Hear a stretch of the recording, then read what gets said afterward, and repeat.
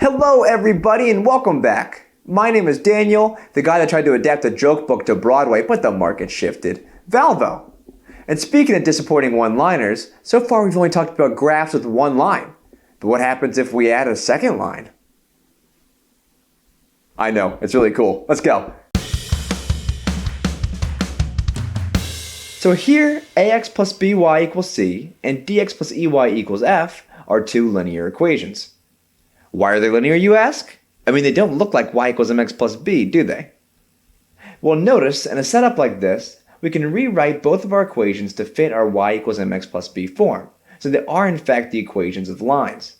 I know you're worried about that. There's got to be a load-off. Anyway, any equations together like this are known as simultaneous linear equations, because we like to think about graphing both of these lines on a coordinate plane simultaneously and seeing what happens. One thing